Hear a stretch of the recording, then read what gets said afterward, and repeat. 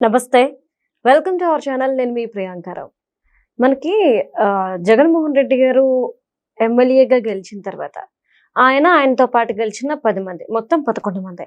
ఈ 11 మంది కూడాను అసెంబ్లీ సమావేశాలకి అడుగు పెట్టడం అనేది ఎవ్వరు చూడలే. అంత గతంలో ఒకసారి ఆయన్ని పదవి నుండి తొలగిస్తారు, ఆయనకి ఇచ్చిన ఏవైతే ఉన్నాయో అవన్నీ కట్ చేస్తారు అని చెప్పేసి తెలిసిన తర్వాత ఎక్కడ పదవి పోతుందన్న భయంతో ఒకరోజు ఇలా వెళ్ళి సంతకం పెట్టి వెంటనే బయటకు వచ్చారు. మరి ఇప్పుడు ఎట్టి పరిస్థితుల్లో ఎమ్మెల్యే పదవి నుండి ఆయన్ని తొలగించడం కోసం అయ్యన్న పాత్రుడు గారు గట్టి ప్రణాళిక వేస్తున్నారా అనే అనుమానాలు వ్యక్తమవుతున్నాయి. ఎందుకు అంటే అసెంబ్లీ సమావేశాలు మొదలు కాబోతున్నాయి కాబట్టి. మరి ఇందులో ఈసారైనా సక్సెస్ అవుతారా లేదా తెలుసుకుందాం. మనతో పాటు సీనియర్ జర్నలిస్ట్ శేషరావు గారు ఉన్నారు, ఆయన అడుగుతాం. నమస్కారం సార్. నమస్తే. జగన్మోహన్ రెడ్డి గారు అసెంబ్లీకి వెళ్ళరు, వీళ్ళేమో రండి అని పిలుస్తారు, కానీ రావట్లేదు కదా. రూల్స్ ప్రకారం ఆయన ఏమైనా పదవి నుండి తీసేస్తారా అంటే అది చేయరు. సరే, ఇలాంటి క్వశ్చన్స్ రేస్ అవుతున్న టైంలో అయ్యన్న పాత్రుడు గారు స్ట్రాంగ్ డెసిషన్ తీసుకోవడం కోసం ఎదురు చూస్తున్నారు. జగన్మోహన్ రెడ్డి గారు ఆయనతో పాటు ఉన్న 10 మందిని కూడాను తమ పదవులను తొలగించడానికి. ఈసారైనా కూటమి ప్రభుత్వం సక్సెస్ అవుతుందా ఇందులో? ఇప్పుడు కూటమి ప్రభుత్వం సక్సెస్ అవుతుందా కాదని అంటే స్పీకర్ కి విశిష్ట అధికారాలు ఉన్నాయి. అసెంబ్లీకి స్పీకర్ ఇస్ ది సుప్రీం. సుప్రీంకోర్టుకి చీఫ్ జస్టిస్ ఎలాగో అసెంబ్లీకి స్పీకర్ ఇస్ ది సుప్రీం. ఇప్పుడు ఆయన గత కొన్ని సమావేశాల నుంచి చెప్తూనే ఉన్నారు, సమావేశాల ముందు కూడా చెప్తున్నారు, ఇది అన్యాయం కదా, అసెంబ్లీ సమావేశాలకు హాజరు కాకుండా మీరు జీతాలు బత్యాలు తీసుకోవటం, ప్రజలు ఇచ్చినటువంటి డబ్బులు తీసుకోవటం, వాళ్ళకి సేవ చేస్తానని చెప్పేసి వాళ్ళకి సంబంధించిన సమస్యలని అసెంబ్లీలో మాట్లాడకుండా మీరు అసెంబ్లీకి రాకుండా బయటనే సంతకాలు పెట్టి బయట నుంచి వెళ్ళిపోవటం, జీతాలు తీసుకోవటం, బత్యాలు తీసుకోవటం అనేది తప్పు కదా అని చెప్పేసి అంటూనే ఉన్నారు. అందుకే ఈసారి ఏం చేశారంటే వీళ్ళందరినీ ఫిక్స్ చేయడానికి ప్రతి సీట్కి కెమెరా పెట్టారంట. ఆ విషయాన్ని అఫీషియల్గా ఆయనే చెప్పారు. ప్రతి సీట్కి కెమెరా పెట్టారంట. అంటే ఆ కెమెరాలో రికార్డ్ అయితేనే ఆడొచ్చి కూర్చున్నట్టు రికార్డ్ అయితేనే హౌస్ లోపలికి వచ్చి నువ్వు అసెంబ్లీకి హాజరైనట్టు, బయట నుంచి సంతకాలు పెట్టేసి వెళ్ళిపోతే కుదరదు అని చెప్పి చాలా క్లియర్గా చెప్పారు. ఈసారి సెషన్స్ 17వ తారీఖున ప్రారంభం అవుతున్నాయి. ఈ సెషన్స్కి సీట్లో వచ్చి కూర్చుంటే రికార్డ్ అవుతుంది, అదర్వైజ్ నువ్వు సంతకాలు బయట పెట్టినా కానీ చెల్లదు అని చెప్పి చెప్పేశారు. అసలు ఆ బుక్ బయట ఎంత పెడుతున్నారు? జనరల్గా ఉంటుంది, సంతకం పెట్టి అందరూ లోపలికి వెళ్తారు కాబట్టి ఎప్పటి నుంచో ఉంది, అది పెడుతున్నారు. బయోమెట్రిక్ కూడా పెడతారు. అసలు అంత అవసరమే ఉంది ప్రజాప్రతినిధులకి? ఐరీసు, బయోమెట్రిక్, లేకపోతే కెమెరాలు, సీటుకు ఒక కెమెరాలు పెట్టుకునే అంత అవసరం ఏమొచ్చింది? చిన్నపిల్లలు కాదు కదా బ్రతిమాలో లేదంటే బామాలో స్కూల్కి తీసుకెళ్ళటానికి. ప్రజా సమస్యలను తీరుస్తాము, ప్రజల వాణిని వినిపిస్తాము అసెంబ్లీలు అని చెప్పి తీరా ప్రజలు అక్కడ ఎన్నుకున్న తర్వాత ఈ 11 మంది అసెంబ్లీకి దూరంగా ఉంటే డే 1 నుంచి మరి ప్రజలకి ఏం జవాబుదారీతనం వాళ్ళు ఇస్తుంది అనేది స్పీకర్ గారు ప్రశ్నిస్తున్నారు. అంటే స్పీకర్గా ఎవరున్నా సరే పార్టీలకు అతీతంగా చూడాలి ఆయన్ని. అందుకే స్పీకర్ అయిన వెంటనే పార్టీకి రాజీనామా చేస్తారు ఎవరైనా. రాష్ట్రపతి అయిన వెంటనే అంతే, ఉపరాష్ట్రపతి అయిన వెంటనే అంతే. ఇప్పుడు వెంకయ్య నాయుడు గారు ఉన్నారు, వెంకయ్య నాయుడు గారు రిజైన్ చేశారు కదా పార్టీకి. అప్పుడు ఆయన రాజ్యసభ అయినప్పుడు, వైస్ చైర్మన్ అయినప్పుడు. సో కాబట్టి అది ఒక రూల్, పార్టీలకు అతీతంగా ఉంటారు, వాళ్ళకి విశిష్ట అధికారాలు ఉంటాయి. ఇమీడియట్గా 11 మందిని అనర్హత వేయచ్చు. అయితే రూల్స్ పాటిస్తారు. రూల్స్ ఏంటి, ఏం చెప్తున్నాయి? వరుసగా 3 సెషన్స్కి హాజరు కాకపోతే, గైర్ హాజరైతే, లేదు 6 నెలల పాటు అటు అసెంబ్లీ వైపు చూడకపోతే రూల్స్ ఉన్నాయి కొన్ని. ఆ రూల్స్ ప్రకారం అనర్హత వేయచ్చు. అందుకే జగన్మోహన్ రెడ్డి గారు ఆ మధ్యలో వెళ్ళి కూర్చొని సంతకం పెట్టేసి ఇచ్చారు, గుర్తుందా లేదో. ఇది వరుసగా 3 సెషన్స్కి రాకపోతే అనర్హత వేస్తానని చెప్పేసి ఎప్పుడైతే స్పీకర్ అన్నారో అందుకని లోపలికి పోయి సంతకం పెట్టి వెంటనే బయటకు వచ్చేసారు. మిగతా ఎమ్మెల్యేలు అసలు హాజరే కావట్లేదు, బయట నుంచి బయట సంతకం పెట్టి వెళ్ళిపోతున్నారు ఇప్పుడు. అందుకే ఈసారి కంప్లీట్ నిఘా పెట్టేశారు. ప్రతి చైర్కి కెమెరా ఉంది. ఎవరు ఎంతసేపు వచ్చారు, అసలు హాజరయ్యారా లేదా, ఎంతసేపు వచ్చారు, కూర్చున్నారు, వెళ్ళారు అనేది క్లియర్గా అర్థమైపోతుంది. దీన్ని బేస్ చేసుకుని రాబోయేటువంటి రోజుల్లో ఆ సభ్యుల మీద చర్య తీసుకునేదానికి అవకాశం ఉంది. అధికారం కూడా స్పీకర్కి ఉంది. ఎందుకంటే జీతభత్యాలు నేను ఎందుకు ఇవ్వాలంటున్నారు, జీతాలను కట్ చేయమంటారు అనుకో రేపు. ఒకవేళ అనర్హత వేటు వాళ్ళ మీద వేయకపోయినా వేస్తే ప్రజల్లోకి వెళ్ళి మమ్మల్ని అనర్హత వేటు వేశారని చెప్పి అంటారు. అనర్హత పెట్టి వేయకపోయినా శాలరీస్ బచ్చాలు జీతాలు అయితే కట్ చేస్తారుగా. సో ఆ పని చేయొచ్చు స్పీకర్ గారు.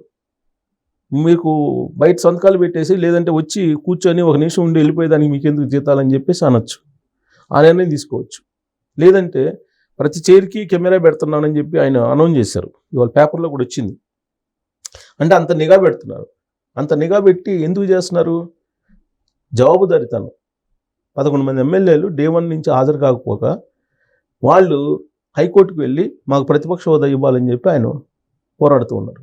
ప్రతిపక్ష హోదా అనేది హైకోర్టు ఇస్తుందా? ఇవ్వదు కదా. ఆయనకి తెలుసు కదా.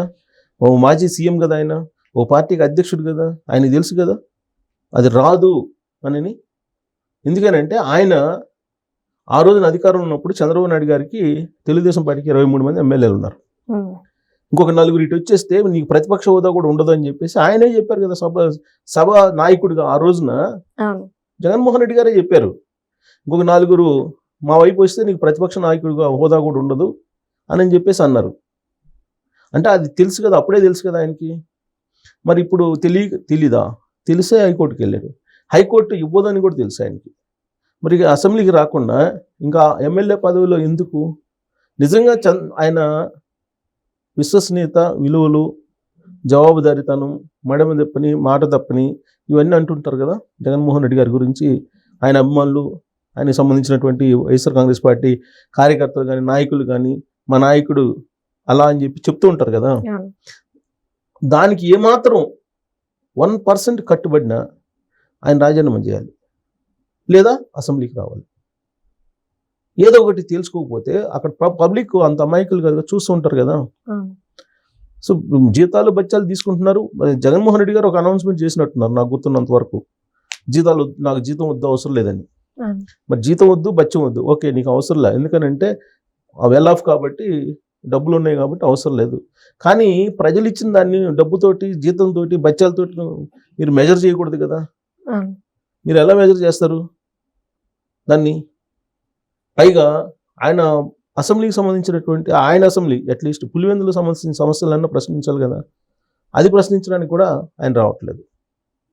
ఆయన రాకపోగా మిగతా 10 మందిని కూడా ఆయన వెళ్ళొద్దని చెప్తున్నారు. ఇదంతా ఒక ఎత్తు అయితే, మండలిలో వైఎస్ఆర్ కాంగ్రెస్ పార్టీ మెజారిటీ ఉంది. అక్కడ ఈ డిఎస్సికి సంబంధించినటువంటి అంశాన్ని లేవనెత్తాలి. మండలి బయటేమో క్యాడర్తో ధర్నాలు చేయించాలి, మండలి లోపలేమో డిఎస్సి మీద పెద్ద ఎత్తున ఆ మండలి సభని స్టాల్ చేయాలనేటువంటి ఒక ప్లాన్ చేయడానికి ఇవాళ మండలి సభ్యులందరినీ హాజరు కమ్మని చెప్పి జగన్మోహన్ రెడ్డి గారు చెప్పినట్టు వాళ్ళ పేపర్లో వచ్చింది. అంటే మీకు మెజారిటీ ఉంటే వస్తారు, లేదంటే రారు. ఇదేమి ప్రజాస్వామ్యం? కొత్త ప్రజాస్వామ్యం. అసలు ఒక ఎమ్మెల్యే ఉన్నా 2 ఎంపీలు ఉంటే బీజేపీ వాళ్ళు పోరాడారు కదా ఢిల్లీలో. ఒక ఎమ్మెల్యే ఉండి ఇప్పుడు అసెంబ్లీలో, తెలంగాణ అసెంబ్లీలో ఆయన కోనం నేను సాంబశివరావు గారు ఒక ఎమ్మెల్యేనే కదా సిపిఐకి. ఆయన వెళ్ళి ఆయన వినిపిస్తున్నారు కదా ప్రజావాణిని. ఎంతమంది ఉన్నారు అనేది కాదు కదా ఇంపార్టెంట్. అసెంబ్లీకి వెళ్ళి అసెంబ్లీలో ఏ ఇష్యూలు మాట్లాడుతున్నారు, ఏ ఇష్యూని ఫేస్ చేస్తున్నారు అనేది ఇంపార్టెంట్. జగన్మోహన్ రెడ్డి గారు నిజంగా కనుక 11 మంది ఎమ్మెల్యేలతో అసెంబ్లీకి వచ్చి అసెంబ్లీలో నిలబడి ఆయన అవమానపడిన, నిజంగా ఒకవేళ 164 మంది ఎమ్మెల్యేలు ఉన్నారు కాబట్టి అవమానపరుస్తారు కాబట్టి, అవమానపడినా కానీ అది సింపతి కింద వస్తుంది ఆయనకి. అసెంబ్లీకి రావాలి ఆయన. అసెంబ్లీకి వస్తే దాని మైలేజ్ వేరే ఉంటుంది. మరి ఆయనకి సలహాలు ఎవరిస్తున్నారో మరి మనకైతే తెలియదు. కానీ ఆయన మరి వింటారా, లేకపోతే సలహాలు ఇచ్చేవాళ్ళు మాట వింటున్నారా, వినడం లేదా అనేది మనకు తెలియదు. కానీ ఆయన ప్రజాస్వామ్యాన్ని ఒక రకంగా చెప్పాలంటే అపహాస్యం చేస్తున్నట్టు కనిపిస్తూ ఉంది. 2.5 సంవత్సరంలో అసెంబ్లీకి రాకుండా, ప్రజలు ఇచ్చినటువంటి తీర్పుని శిరసావహించకుండా మీరు దూరంగా ఉంటున్నారు అని అంటే, జీతబత్యాలు నాకు వద్దన్నారు, ఓకే, జీతబత్యాలు వద్దు, ఓకే, మరి పులివెందుల ఎమ్మెల్యే పదవి ఎందుకు? ఆ ప్రజలు ఇచ్చినటువంటి పదవి కదా అది. దాన్ని రాజీనామా చేయొచ్చు కదా. రాజీనామా చేస్తే మళ్ళీ గెలుస్తాము, ఓడిపోతాం అనే నమ్మకం లేదు. ఆ నమ్మకం ఉంటే ఈ పాటికి రాజీనామా చేసిన వాళ్ళే. ఇంతమంది డిమాండ్ చేస్తున్నారు తెలుగుదేశం పార్టీ వాళ్ళు, అనేక మంది డిమాండ్ చేస్తున్నారు రాజీనామా చేయి, రాకపోతే అని.